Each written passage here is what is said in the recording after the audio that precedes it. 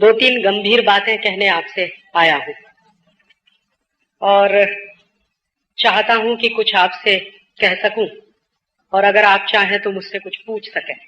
मेरे व्याख्यान के बाद अगर आपको लगे तो आप सवाल जरूर पूछिएगा।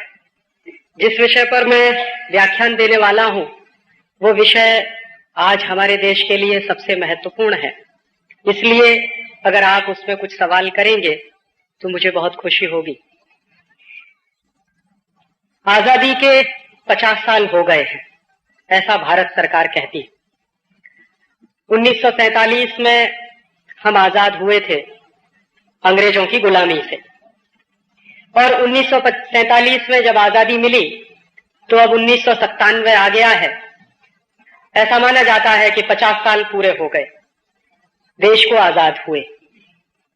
मैं मानता हूं कि ये आजादी के 50 साल नहीं है बल्कि हिंदुस्तान की गुलामी के 500 साल पूरे हुए हैं।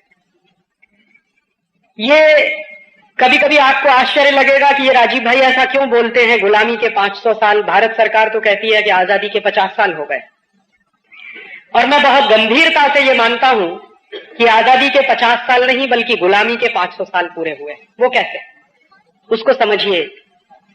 आज से लगभग 500 साल पहले वास्को डिगामा आया था हिंदुस्तान।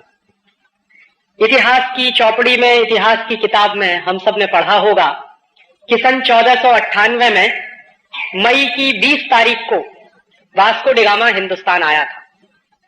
इतिहास की चौपड़ी में हमको यह बताया गया कि वास्को डिगामा ने हिंदुस्तान की खोज की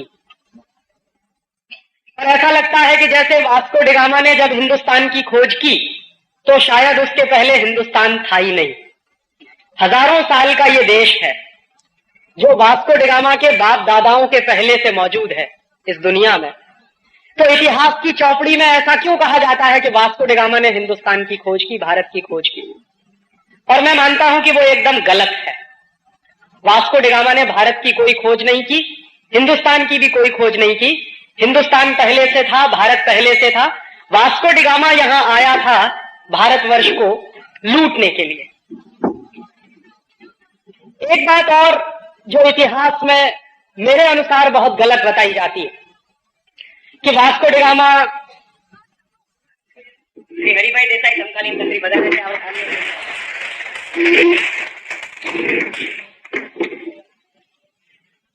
दूसरी बात जो मैं कह रहा था कि अक्सर ये कहा जाता है कि वो वास्को डिगामा एक बहुत बहादुर नाविक था, बहादुर सेनापति था, बहादुर सैनिक था और हिंदुस्तान की खोज के अभियान पर निकला था। ऐसा कुछ नहीं था। सच्चाई ये है कि पुर्तगाल का वो उस जमाने का डॉन था, माफिया था। जैसे आज के जमाने में हिंदुस्तान में बहुत सारे माफिया किंग हैं, उनका नाम लेने की जरूरत नहीं है क्योंकि मंदिर की पवित्रता खत्म हो जाएगी। ऐसे ही बहुत सारे डॉन और माफिया किंग 15वीं शताब्दी में होते थे यूरोप में। और 15वीं शताब्दी का जो यूरोप था वहां दो देश बहुत ताकतवर थे उस जमाने में, एक था स्पेन और दूसरा था पुर्तगाल। तो वास्को डिगामा जो था वो पुर्तगाल का माफिया किंग था। 1490 के आसपास से वास्को डिगामा पुर्तगाल में चोरी का काम, लुटेरे पने का काम, डकैती डालने का काम, ये सब किया करता था। और अगर सच्चा इतिहास उसका आप खोजिए तो एक चोर और लुटेरे को हमारे इतिहास में गलत तरीके से हीरो बनाकर पेश किया गया। और ऐसा जो डॉन और माफिया था उस जमाने का पुर्तगाल का, ऐसा ही एक दूसरा लुटेरा और डॉन था, माफिया था, उसका नाम था कोलंबस। वो स्पेन का था। तो हुआ क्या था, कोलंबस गया था अमेरिका को लूटने के लिए और वास्को डिगामा आया था भारतवर्ष को लूटने के लिए। लेकिन इन दोनों के दिमाग में ऐसी बात आई कहां से, कोलंबस के दिमाग में ये किसने डाला कि चलो अमेरिका को लूटा जाए, और वास्को डिगामा के दिमाग में किसने डाला कि चलो भारतवर्ष को लूटा जाए? तो इन दोनों को ये कहने वाले लोग कौन थे? अतुल भाई जो बता रहे थे वही बात मैं आपसे दोहरा रहा हूं। हुआ क्या था कि 14वीं और 15वीं शताब्दी के बीच का जो समय था, यूरोप में दो ही देश थे जो ताकतवर माने जाते थे। एक देश था स्पेन, दूसरा था पुर्तगाल। तो इन दोनों देशों के बीच में अक्सर लड़ाई झगड़े होते थे। लड़ाई झगड़े किस बात के होते थे कि स्पेन के जो लुटेरे थे वो कुछ जहाजों को लूटते थे तो उसकी संपत्ति उनके पास आती थी। ऐसे ही पुर्तगाल के कुछ लुटेरे हुआ करते थे, वो जहाजों को लूटते थे तो उनके पास संपत्ति आती थी। तो संपत्ति का झगड़ा होता था कि कौन कौन संपत्ति ज्यादा रखेगा, स्पेन के पास ज्यादा संपत्ति जाएगी या पुर्तगाल के पास ज्यादा संपत्ति जाएगी। तो उस संपत्ति का बंटवारा करने के लिए कई बार जो झगड़े होते थे वो वहां की धर्म सत्ता के पास ले जाए जाते थे। और उस जमाने की वहां की जो धर्म सत्ता थी वो क्रिश्चियनिटी की सत्ता थी, और क्रिश्चियनिटी की सत्ता में 1492 के आसपास पोप होता था जो सिक्स्थ कहलाता था, छठवां पोप। तो एक बार ऐसा ही झगड़ा हुआ पुर्तगाल और स्पेन की सत्ताओं के बीच में। और झगड़ा किस बात को लेकर था? झगड़ा इस बात को लेकर था कि लूट का माल जो मिले वो किसके हिस्से में ज्यादा जाए। तो उस जमाने के पोप ने एक अध्यादेश जारी किया, आदेश जारी किया, एक नोटिफिकेशन जारी किया सन 1492 में। और वो नोटिफिकेशन क्या था? वो नोटिफिकेशन ये था कि 1492 के बाद सारी दुनिया की संपत्ति को उन्होंने दो हिस्सों में बांटा। और दो हिस्सों में ऐसा बांटा कि दुनिया का एक हिस्सा पूर्वी हिस्सा और दुनिया का दूसरा हिस्सा पश्चिमी हिस्सा। तो पूर्वी हिस्से की संपत्ति को लूटने का काम पुर्तगाल करेगा और पश्चिमी हिस्से की संपत्ति को लूटने का काम स्पेन करेगा। यह आदेश 1492 में पोप ने जारी किया। यह आदेश जारी करते समय जो मूल सवाल है वो ये है कि क्या किसी पोप को ये अधिकार है कि वो दुनिया को दो हिस्सों में बांटे और उन दोनों हिस्सों को लूटने के लिए दो अलग अलग देशों की नियुक्ति कर दे? स्पेन को कहा कि दुनिया के पश्चिमी हिस्से को तुम लूटो, पुर्तगाल को कहा कि दुनिया के पूर्वी हिस्से को तुम लूटो। और 1492 में जारी किया हुआ वो आदेश और बुल आज भी एग्जिस्ट करता। ये क्रिश्चियनिटी की धर्म सत्ता कितनी खतरनाक हो सकती है उसका एक अंदाजा इस बात से लगता है कि उन्होंने मान लिया कि सारी दुनिया तो हमारी है और इस दुनिया को दो हिस्सों में बांट दो। पुर्तगाली पूर्वी हिस्से को लूटेंगे, स्पेनिश लोग पश्चिमी हिस्से को लूटेंगे। तो पुर्तगालियों को चूंकि दुनिया के पूर्वी हिस्से को लूटने का आदेश मिला पोप की तरफ से, तो उसी लूट को करने के लिए वास्को डी गामा हमारे देश आया, क्योंकि भारतवर्ष दुनिया के पूर्वी हिस्से में पड़ता है। और उसी लूट के सिलसिले को बरकरार रखने के लिए कोलंबस अमेरिका गया। इतिहास बताता है कि 1492 में कोलंबस अमेरिका पहुंचा और 1498 में वास्को डी गामा हिंदुस्तान पहुंचा, भारतवर्ष पहुंचा। कोलंबस जब अमेरिका पहुंचा तो उसने अमेरिका में जो मूल प्रजाति थी रेड इंडियंस, जिनको माया सभ्यता के लोग कहते थे, उन माया सभ्यता के लोगों से मारकर पीटकर सोना चांदी छीनने का काम शुरू किया। इतिहास में यह बराबर गलत जानकारी हमको दी गई कि कोलंबस कोई महान व्यक्ति था। महान व्यक्ति नहीं था, अगर गुजराती में मैं शब्द इस्तेमाल करूं तो नराधम था। और वो किस हद दर्जे का नराधम था, सोना चांदी लूटने के लिए अगर किसी की हत्या करनी पड़े तो कोलंबस उसमें पीछे नहीं रहता। उस आदमी ने 14-15 वर्षों तक बराबर अमेरिका के रेड इंडियन लोगों को लूटा। और उस लूट से भर भर कर जहाज जब स्पेन गए तो स्पेन के लोगों को लगा कि अमेरिका में तो बहुत संपत्ति है, तो स्पेन की फौज और स्पेन की आर्मी फिर अमेरिका पहुंची। और स्पेन की फौज और स्पेन की आर्मी ने अमेरिका में पहुंचकर 10 करोड़ रेड इंडियंस को मौत के घाट उतारा। 10 करोड़। और ये 10 करोड़ रेड इंडियंस मूल रूप से अमेरिका के बाशिंदे थे। ये जो अमेरिका का चेहरा आज आपको दिखाई देता है, ये अमेरिका 10 करोड़ रेड इंडियन की लाश पर खड़ा हुआ एक देश है। कितने हैवानियत वाले लोग होंगे, कितने नराधम किस्म के लोग होंगे जो सबसे पहले गए अमेरिका को बसाने के लिए, उसका एक अंदाजा आपको लग सकता है। और आज स्थिति क्या है कि जो अमेरिका की मूल प्रजा है, जिनको रेड इंडियंस कहते हैं, उनकी संख्या मात्र 65,000 रह गई है। 10 करोड़ लोगों को मौत के घाट उतारने वाले लोग आज हमको सिखाते हैं कि हिंदुस्तान में ह्यूमन राइट्स की स्थिति बहुत खराब है। जिनका इतिहास ही ह्यूमन राइट्स के वायलेशन पर टिका हुआ है, जिनकी पूरी की पूरी सभ्यता 10 करोड़ लोगों की लाश पर टिकी हुई है, जिनकी पूरी की पूरी तरक्की और विकास 10 करोड़ रेड इंडियनों के खून से लिखा गया है, ऐसे अमेरिका के लोग आज हमको कहते हैं कि हिंदुस्तान में साहब ह्यूमन राइट्स की बड़ी खराब स्थिति है, कश्मीर में, पंजाब में, वगैरह वगैरह। और जो काम मारने का, पीटने का, लोगों की हत्याएं करके सोना लूटने का, चांदी लूटने का काम कोलंबस और स्पेन के लोगों ने अमेरिका में किया, ठीक वही काम वास्को डिगामा ने 1498 में हिंदुस्तान में किया। ये वास्को डिगामा जब कालीकट में आया 20 मई 1498 को, तो कालीकट का राजा था उस समय झामोरीन। तो झामोरीन के राज्य में जब ये पहुंचा वास्को डिगामा, तो उसने कहा तो मैं तो आपका मेहमान हूं, और हिंदुस्तान के बारे में उसको कहीं से पता चल गया था कि इस देश में अतिथि देवो भव की परंपरा। तो झामोरीन ने, बेचारे ने, ये अतिथि है ऐसा मान के उसका स्वागत किया। वास्को डिगामा ने कहा कि मुझे आपके राज्य में रहने के लिए कुछ जगह चाहिए, आप मुझे रहने की इजाजत दे दो, परमिशन दे दो। झामोरीन बेचारा सीधा साधा आदमी था, उसने कालीकट में वास्को डिगामा को रहने की इजाजत दे दी। जिस वास्को डिगामा ने झामोरीन के राजा को अतिथि बनाया, उसका आतिथ्य ग्रहण किया, उसके यहां रहना शुरू किया, उसी झामोरीन की वास्को डिगामा ने हत्या कराई। और हत्या करा के खुद वास्को डिगामा कालीकट का मालिक बना। और कालीकट का मालिक बनने के बाद उसने क्या किया कि समुद्र के किनारे है कालीकट केरल में, वहां से जो जहाज आते जाते थे जिसमें हिंदुस्तानी व्यापारी अपना माल भर भर के साउथ ईस्ट एशिया और अरब के देशों में व्यापार के लिए भेजते थे, उन जहाजों पर टैक्स वसूलने का काम वास्को डिगामा करता था। और अगर कोई जहाज वास्को डिगामा को टैक्स ना दे तो उस जहाज को समुद्र में डुबोने का काम वास्को डिगामा करता।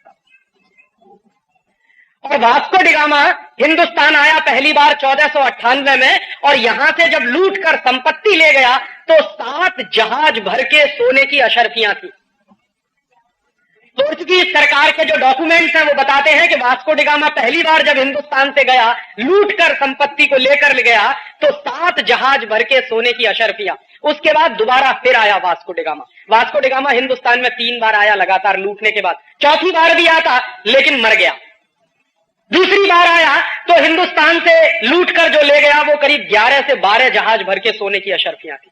और तीसरी बार आया और हिंदुस्तान से जो लूट कर ले गया वो 21 से 22 जहाज भर के सोने की अशर्फियां थी। इतना सोना चांदी लूट कर जब वास्को डिगामा यहां से ले गया तो पुर्तगाल के लोगों को पता चला कि हिंदुस्तान में तो बहुत संपत्ति है। और भारतवर्ष की संपत्ति के बारे में उन्होंने पहले भी कहीं पढ़ा था, उनको कहीं से यह टेक्स्ट मिल गया था कि भारत एक ऐसा देश है जहां पर महमूद गजनवी नाम का एक व्यक्ति आया, 17 साल बराबर आता रहा, लूटता रहा इस देश को, एक ही मंदिर को, सोमनाथ का मंदिर जो बिरावल में, उस सोमनाथ के मंदिर को महमूद गजनवी नाम का एक व्यक्ति एक वर्ष आया, अरबों खरबों की संपत्ति लेकर चला गया, दूसरे साल आया फिर अरबों खरबों की संपत्ति ले गया, तीसरे साल आया फिर लूट कर ले गया, और 17 साल बराबर वो आता रहा और लूट कर ले जाता रहा।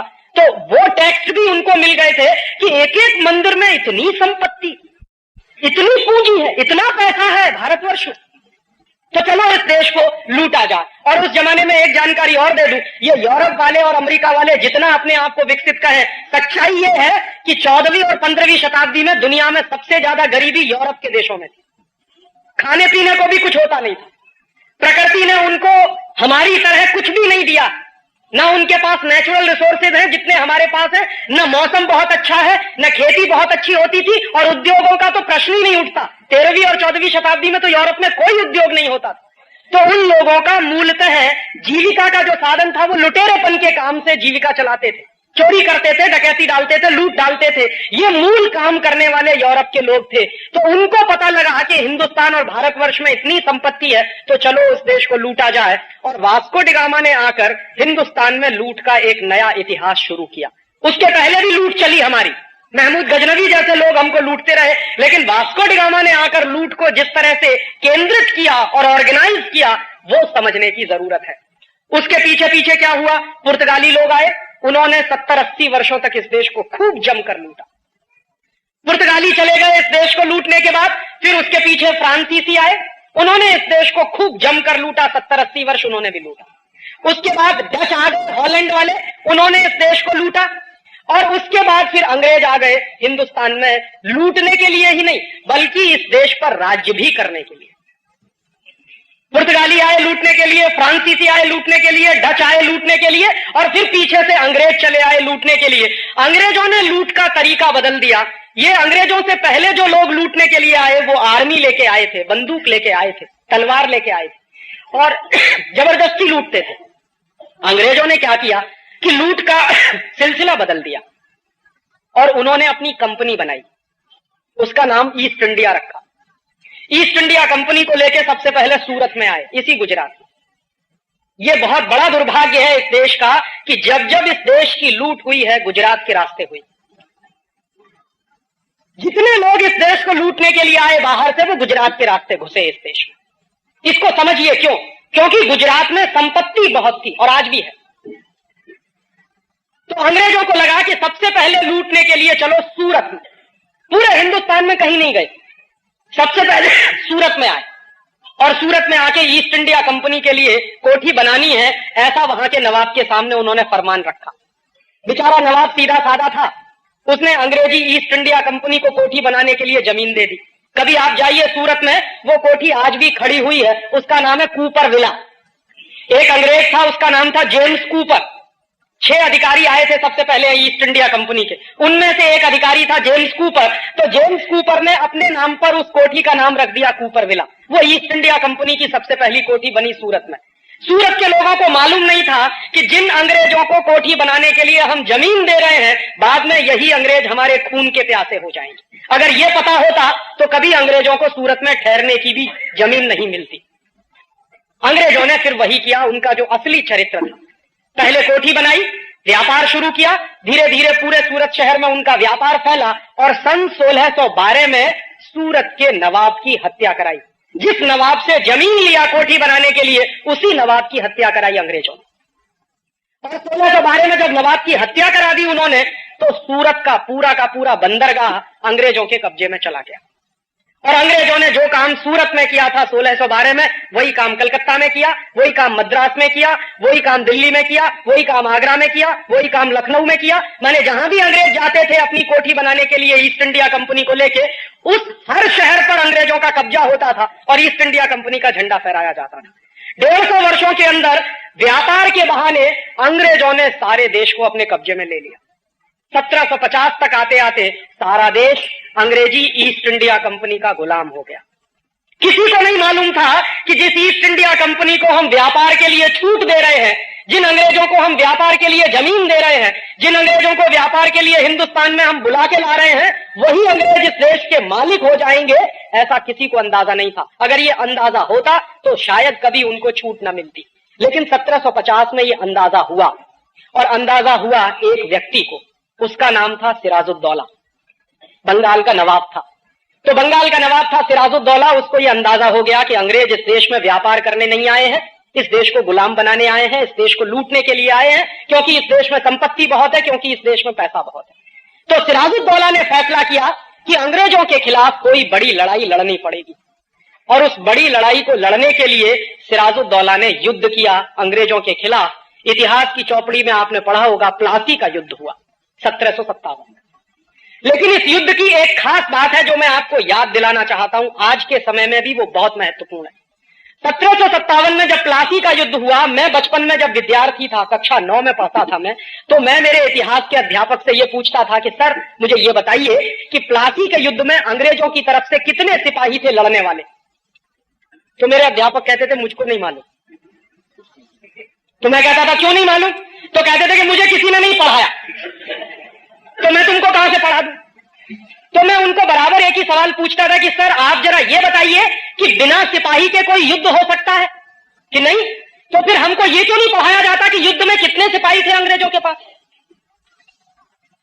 और उसके दूसरी तरफ एक और सवाल मैं अक्सर पूछता था कि अच्छा ये बताइए अंग्रेजों के पास कितने सिपाही थे, ये तो हमको नहीं मालूम। सिराजुद्दौला जो लड़ रहा था हिंदुस्तान की तरफ से, उसके पास कितने सिपाही थे? तो कहते थे वो भी नहीं मालूम। प्लासी के युद्ध के बारे में इस देश में इतिहास की 150 किताबें हैं जो मैंने देखी हैं।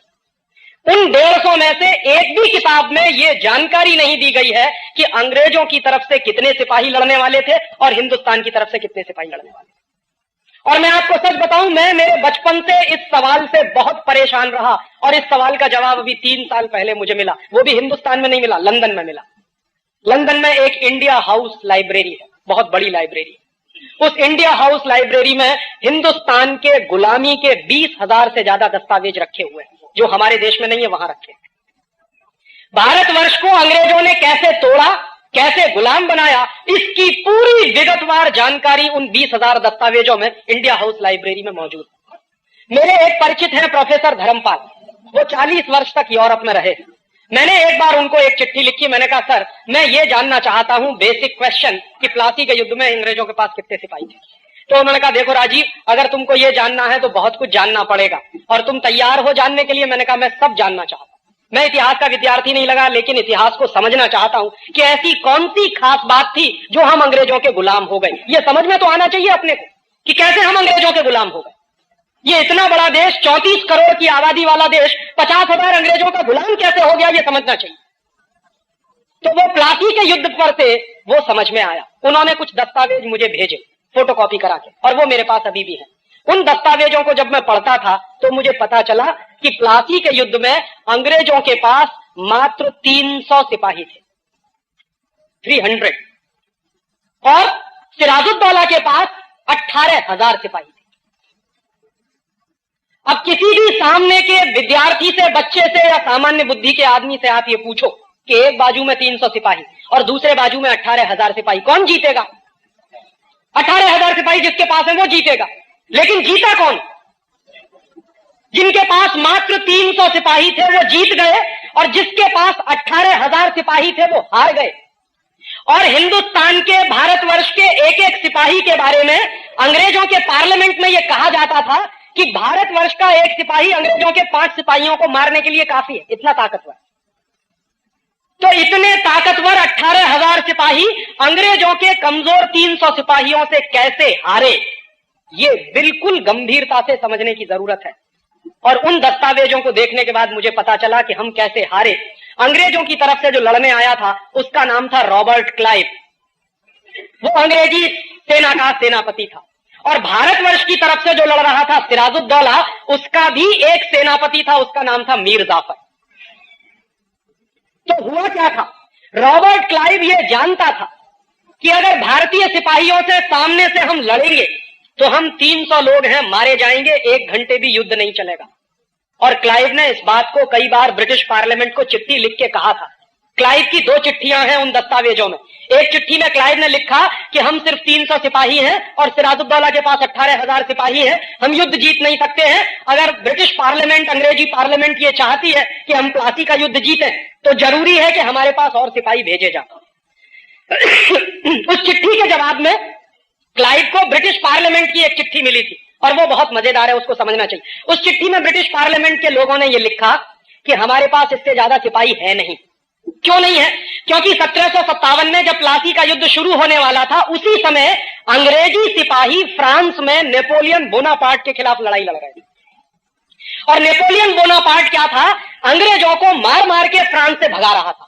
तो पूरी की पूरी अंग्रेजी ताकत और अंग्रेजी सेना नेपोलियन बोनापार्ट के खिलाफ फ्रांस में लड़ती थी, इसलिए वो ज्यादा सिपाही दे नहीं सकते थे। तो उन्होंने कहा अपने पार्लियामेंट में कि हम इससे ज्यादा सिपाही आपको दे नहीं सकते, जो 300 सिपाही है उन्हीं से आपको प्लासी का युद्ध जीतना है। तो रॉबर्ट क्लाइव ने अपने 2 जासूस लगाए, उसने कहा देखो युद्ध लड़ेंगे तो मारे जाएंगे, अब आप एक काम करो। उसने 2 अपने साथियों को कहा कि आप जाओ और सिराजुद्दौला की आर्मी में पता लगाओ कि कोई ऐसा आदमी है क्या जिसको रिश्वत दे दे, जिसको लालच दे दे, और रिश्वत के लालच में जो अपने देश से गद्दारी करने को तैयार हो जाए, ऐसा आदमी तलाश करो। उसके 2 जासूसों ने बराबर सिराजुद्दौला की आर्मी में पता लगाया कि हां एक आदमी है, उसका नाम है मीर जाफर। अगर आप उसको रिश्वत दे दो तो वो हिंदुस्तान को बेच सकता, इतना लालची आदमी। और अगर आप उसको कुर्सी का लालच दे दो तब तो वो हिंदुस्तान की 7 पुश्तों को बेच सकता। और मीर जाफर क्या था? मीर जाफर ऐसा आदमी था जो रात दिन एक ही सपना देखता था कि एक ना एक दिन मुझे बंगाल का नवाब बनना। और उस जमाने में बंगाल का नवाब बनना ऐसा ही होता था जैसे आज के जमाने में बहुत नेता ये सपना देखते हैं कि मुझे हिंदुस्तान का प्रधानमंत्री बनना, चाहे देश बेचना पड़े। तो मीर जाफर के मन का ये जो लालच था कि मुझे बंगाल का नवाब बनना है, माने कुर्सी चाहिए और मुझे पूंजी चाहिए, पैसा चाहिए, सत्ता चाहिए और पैसा चाहिए, ये दोनों लालच उस समय मीर जाफर के मन में सबसे ज्यादा प्रबल थे।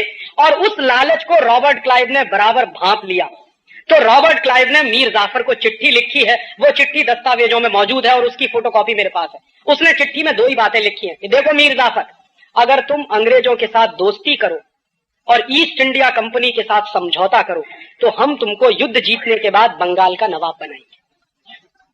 और दूसरी बात कि जब आप बंगाल के नवाब हो जाओगे तो सारी की सारी संपत्ति आपकी हो जाएगी। इस संपत्ति में से 5% हमको दे देना, बाकी तुम जितना लूटना चाहो लूटना। मीर जाफर चूंकि रात दिन यही सपना देखता था कि किसी तरह कुर्सी मिल जाए और किसी तरह पैसा मिल जाए, तुरंत उसने वापस रॉबर्ट क्लाइव को चिट्ठी लिखी और उसने कहा कि मुझे आपकी दोनों बातें मंजूर हैं, बताइए करना क्या है। तो आखिरी चिट्ठी लिखी है रॉबर्ट क्लाइव ने मीर जाफर को कि आपको सिर्फ इतना करना है कि युद्ध जिस दिन शुरू होगा उस दिन आप अपने 18,000 सिपाहियों को कहिए कि वो मेरे सामने सरेंडर कर दें बिना लड़े। मीर जाफर ने कहा कि आप अपनी बात पर कायम रहोगे, मुझे नवाब बनाना है आपको। तो रॉबर्ट ने कहा कि बराबर, हम हमारी बात पर कायम है, आपको हम बंगाल का नवाब बना देंगे। बस आप एक ही काम करो कि अपनी आर्मी से कहो, क्योंकि वो सेनापति था आर्मी का, तो आप अपनी आर्मी को आदेश दो कि युद्ध के मैदान में वो मेरे सामने हथियार डाल दें बिना लड़े। मीर जाफर ने कहा कि बिल्कुल ऐसा ही होगा और युद्ध शुरू हुआ 23 जून 1757 को। इतिहास की जानकारी के अनुसार 23 जून 1757 को युद्ध शुरू होने के 40 मिनट के अंदर भारतवर्ष के 18,000 सिपाहियों ने मीर जाफर के कहने पर अंग्रेजों के 300 सिपाहियों के सामने सरेंडर कर दिया। रॉबर्ट क्लाइव ने क्या किया, अपने 300 सिपाहियों की मदद से हिंदुस्तान के 18,000 सिपाहियों को बंदी बनाया और कलकत्ता में एक जगह है, उसका नाम है फोर्ट विलियम, आज भी है, कभी आप जाइए उसको देखिए। उस फोर्ट विलियम में 18,000 सिपाहियों को बंदी बनाकर ले गया। 10 दिन तक उसने भारतीय सिपाहियों को भूखा रखा और उसके बाद 11वें दिन सबकी हत्या कराई। और उस हत्या कराने में मीर जाफर रॉबर्ट क्लाइव के साथ शामिल था। उसके बाद रॉबर्ट क्लाइव ने क्या किया, उसने बंगाल के नवाब सिराजुद्दौला की हत्या कराई मुर्शिदाबाद में, क्योंकि उस जमाने में बंगाल की राजधानी मुर्शिदाबाद होती थी, कलकत्ता नहीं थी। सिराजुद्दौला की हत्या कराने में रॉबर्ट क्लाइव और मीर जाफर दोनों शामिल थे और नतीजा क्या हुआ, बंगाल का नवाब सिराजुद्दौला मारा गया। जो ईस्ट इंडिया कंपनी को भगाने का सपना देखता था इस देश में, वो मारा गया और जो ईस्ट इंडिया कंपनी से दोस्ती करने की बात करता था वो बंगाल का नवाब हो गया, मीर जाफर। इस पूरे इतिहास की दुर्घटना को मैं एक विशेष नजर से देखता हूं। मैं कई बार ऐसा सोचता हूं कि क्या मीर जाफर को मालूम नहीं था कि ईस्ट इंडिया कंपनी से दोस्ती करेंगे तो इस देश की गुलामी आएगी। मीर जाफर जानता था इस बात को। मीर जाफर बराबर जानता था कि मैं मेरे कुर्सी के लालच में जो खेल खेल रहा हूं, उस खेल में इस देश को सैकड़ों वर्षों की गुलामी आ सकती है, ये वो जानता था। और यह भी जानता था कि अपने स्वार्थ में, अपने लालच में मैं जो गद्दारी करने जा रहा हूं इस देश के साथ, उसके क्या दुष्परिणाम होंगे वो भी उसको मालूम थे। लेकिन इसका होता कि हम 1757 ऐसा सोचता हूं कि गुलामी से आजाद हो जाते, क्योंकि 18,000 सिपाही हमारे पास थे और 300 अंग्रेज सिपाहियों को मारना बिल्कुल आसान काम था हमारे लिए। हम 1757 में ही अंग्रेजों की गुलामी से आजाद हो जाते, एक बात। और दूसरी बात, ये जो 200 वर्ष की गुलामी हमको झेलनी पड़ी 1757 से 1947 तक की, और उस 200 वर्ष की गुलामी को भगाने के लिए 6 लाख लोगों की जो कुर्बानियां हमको देनी पड़ी, वो बच गया होता। भगत सिंह, चंद्रशेखर, ऊधम सिंह, तात्या टोपे, झांसी की रानी लक्ष्मीबाई, सुभाष चंद्र बोस, ऐसे ऐसे नौजवानों की कुर्बानियां दी हैं। ये कोई छोटे मोटे लोग नहीं थे। सुभाष चंद्र बोस तो आईसीएस टॉपर थे। ऊधम सिंह चाहता तो अय्याशी कर सकता था, बड़े बाप का बेटा था। भगत सिंह और चंद्रशेखर की भी यही हैसियत थी, चाहते तो जिंदगी की जवानी की रंगरेलियां मनाते और अपनी नौजवानी को ऐसे फंदे में नहीं फंसाते। ये सारे वो नौजवान थे जिनका खून इस देश के लिए बहुत महत्वपूर्ण था। 6 लाख ऐसे नौजवानों की कुर्बानियां जो हमने दी वो नहीं देनी पड़ती, और अंग्रेजों की जो यातनाएं सही, जो अपमान हमने बर्दाश्त किया, वो नहीं करना पड़ता अगर एक आदमी नहीं होता, मीर जाफर। लेकिन चूंकि मीर जाफर था और मीर जाफर का लालच था कुर्सी का और पैसे का, उस लालच ने इस देश को 200 वर्ष के लिए गुलाम बना दिया। और मैं आपसे यही कहने आया हूं कि 1757 में तो एक मीर जाफर था, आज हिंदुस्तान में हजारों मीर जाफर।